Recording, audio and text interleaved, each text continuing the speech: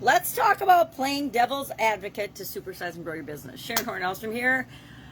Today's communication-related idiom is play devil's advocate. And our topic for the BU 365-day challenge today was framing and frames. And the way we present communication in terms of how we say things, how we phrase things, how we present facts and information in order to influence other people. Now, this is in many instances, playing devil's advocate in our businesses is an example of this. A lot of times we are, as the leaders of our organizations, setting the direction, setting the tone, creating the culture. But every once in a while, I like to present that in a positive, can-do way. But every once in a while, when somebody proposes something, I will purposefully play the devil's advocate, meaning I will take the contrary position, the devil's advocate, in terms of pointing out all the different possibilities and all the different things that could go wrong with the idea or the situation. Why? Because I want to make sure that we have contingency plans, that we plan ahead, that we make sure that those things don't happen if we choose to go forward with a project or an idea. This idiom, this expression, dates back to medieval times, and there was actually a position in the Roman Catholic Church called the devil's advocate until I don't remember when they stopped doing it. But it was actually the person who brought up all of the arguments and did the detailed investigation into anyone that was being considered for sainthood or canonization. So it was the person that would go through all of their life experiences, through their life's work, through their attributed miracles and things, and investigate them in detail to see if there were any holes in the stories or in the information about a person being considered for sainthood. Basically, to play devil's advocate suggests that we advocate for the opposite side or the contrary position of what people are arguing for. So if everybody is for something, we might automatically say, okay, I think of it as back in high school and debate. Somebody has to take the pro, somebody has to take the con.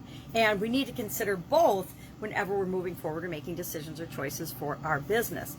This idiom actually was translated into English in the 18th century. It comes from the Greek, or not Greek, it comes from Latin, and I'm going to not pronounce it right, but advocatus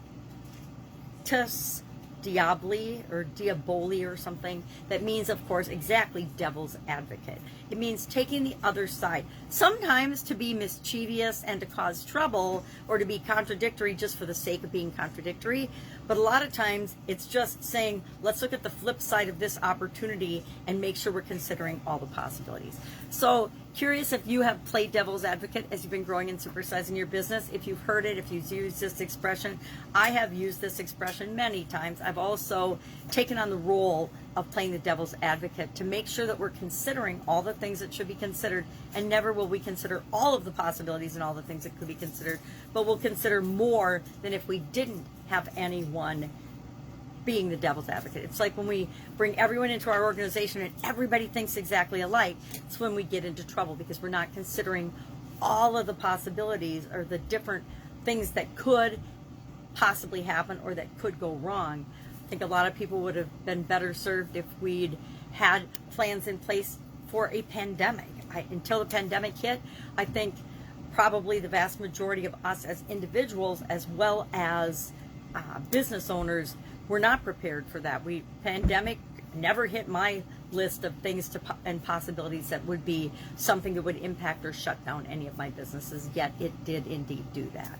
So play devil's advocate today. Find a way that you can be a little nudgy and play devil's advocate just to have fun with this. Share your experience with this particular communication idiom and expression in the comments below, and I will of course be with you tomorrow to share another communication related idiom for the month of September. I guess that's all I've got today. Have an awesome day.